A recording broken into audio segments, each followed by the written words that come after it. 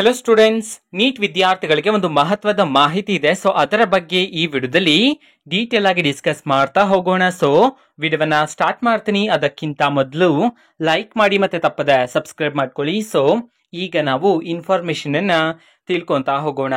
So neat ವಿದ್ಯಾರ್ಥಿಗಳಿಗೆ ಈಗಾಗಲೇ ನಮ್ಮ NTA ಕಡೆಯಿಂದ ರಿಸಲ್ಟ್ ಅನ್ನ ಅನೌನ್ಸ್ ಮಾಡಿದ್ರು. ಈಗಾಗಲೇ ಎಲ್ಲಾ ವಿದ್ಯಾರ್ಥಿಗಳು ಸಹ ಈಗ ನಿಮ್ಮ ರಿಸಲ್ಟ್ ಅನ್ನ ಚೆಕ್ ಮಾಡಿದ್ರ, ಓಕೆನಾ? ಸೊ ರಿಸಲ್ಟ್ ಅನೌನ್ಸ್ ಆಯ್ತು. ನೆಕ್ಸ್ಟ್ ಯಾವ ಪ್ರೋಸೆಸ್ ಇರುತ್ತೆ, ಕೌನ್ಸಿಲಿಂಗ್ ಗೆ ಸಂಬಂಧಪಟ್ಟಂತೆ ಕೆಲವು ಇನ್ಫಾರ್ಮೇಶನ್ ಅನ್ನ ಈ ವಿಡಿಯೋದಲ್ಲಿ ನಾವು ತಿಳ್ಕೊಂತ ಹೋಗೋಣ.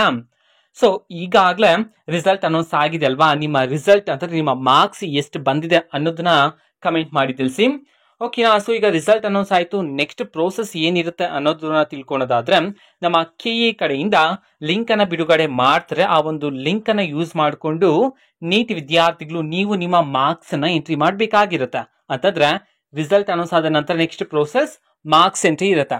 ಮಾರ್ಕ್ಸ್ ಎಂಟ್ರಿಲಿ ಯಾವ ಮಾರ್ಕ್ಸ್ ಅನ್ನ ಎಂಟ್ರಿ ಮಾಡೋದು ಅಂತಂದ್ರೆ, ನಿಮ್ಮ ಸೆಕೆಂಡ್ PUC ಮಾರ್ಕ್ಸ್ ಅನ್ನಲ್ಲ, ನೀಟ್ ಮಾರ್ಕ್ಸ್ ಅನ್ನ ಎಂಟ್ರಿ ಮಾಡಬೇಕಾಗಿರುತ್ತೆ.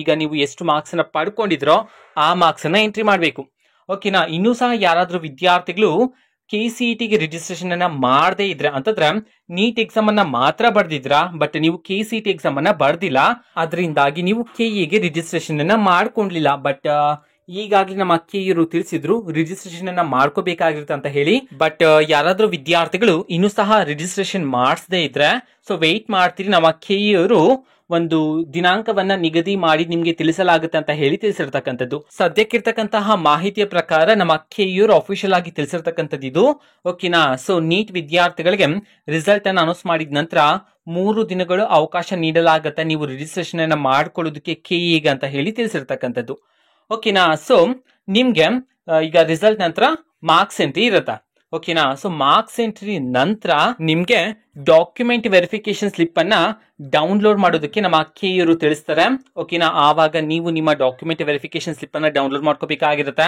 ಅದಾದ್ಮೇಲೆ ಈ ವರ್ಷ ಅಂತಂದ್ರೆ 2024ನೇ ಸಾಲಿಗೆ ಸಂಬಂಧಪಟ್ಟಂತೆ ಫೀಸ್ ಸ್ಟ್ರಕ್ಚರ್ ಎಷ್ಟಿದೆ, ಮೆಡಿಕಲ್, ಡೆಂಟಲ್, ಆಯುಷ್ ಈ ಕೋರ್ಸ್ ಗಳಿಗೆ ಸಂಬಂಧಪಟ್ಟಂತ ಫೀಸ್ ಸ್ಟ್ರಕ್ಚರ್ ಎಷ್ಟಿದೆ, ಮತ್ತೆ ಸೀಟ್ ಮ್ಯಾಟ್ರಿಕ್ಸ್ ಅನ್ನ ಬಿಡುಗಡೆ ಮಾಡ್ತಾರೆ.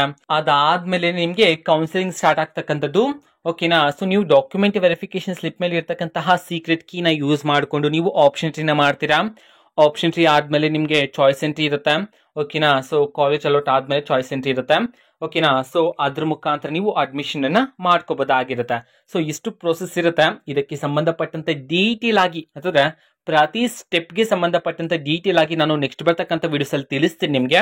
ಸದ್ಯಕ್ಕೆ ನೀವು ಈ ಇನ್ಫಾರ್ಮೇಶನ್ ಅನ್ನ ತಿಳ್ಕೊಳ್ಳಿ, ಓಕೆನಾ? ಸೊ ನಿಮ್ಮ ರಿಸಲ್ಟ್ ಅನೌನ್ಸ್ ಆದ ನಂತರ ನೆಕ್ಸ್ಟ್ ಮಾರ್ಕ್ಸ್ ಎಂಟ್ರಿ ಪ್ರೋಸೆಸ್ ಇರುತ್ತೆ ಅಂತ ಹೇಳಿ, ಓಕೆನಾ? ಸೊ ಇದು ಇವತ್ತಿನ ಒಂದು ವಿಡಿಯೋ. ಬೇರೆ ಡೌಟ್ಸ್ ಇದ್ರೆ ಕಮೆಂಟ್ ಮಾಡಿ ತಿಳಿಸಿ, ಓಕೆನಾ? ಸೊ ಮತ್ತೀಗ ನಾವು ಟೆಲಿಗ್ರಾಮ್, ಇನ್ಸ್ಟಾಗ್ರಾಮ್ ಮತ್ತೆ ಫೇಸ್ಬುಕ್ ಅಲ್ಲೂ ಸಹ ಈಗ ವಿಡಿಯೋಸ್ ಗಳನ್ನ ಅಪ್ಲೋಡ್ ಮಾಡ್ತಿದೀವಿ. ಸೊ ಲಿಂಕ್ಸ್ ಗಳನ್ನ ಡಿಸ್ಕ್ರಿಪ್ಷನ್ ಬಾಕ್ಸ್ ಅಲ್ಲಿ ಕೊಟ್ಟಿರ್ತೀನಿ. ಸೊ ಕ್ಲಿಕ್ ಮಾಡಿಬಿಟ್ಟು ಫಾಲೋ ಮಾಡಿ. ವಿಡಿಯೋಸ್ ಗಳನ್ನ ರೆಗ್ಯುಲರ್ ಆಗಿ ಅಪ್ಲೋಡ್ ಮಾಡ್ತಿರ್ತೀವಿ. ಜೊತೆಗೆ ಬೇರೆ ಡೌಟ್ಸ್ ಇದ್ರೆ ಕಮೆಂಟ್ ಮಾಡಿ ತಿಳಿಸಿ. ಮತ್ತೆ ವಿಡಿಯೋ ಇಷ್ಟ ಆಗಿದ್ರೆ ನಿಮ್ಮ ಫ್ರೆಂಡ್ಸ್ಗೂ ಸಹ ವಿಡಿಯೋವನ್ನ ಶೇರ್ ಮಾಡಿ.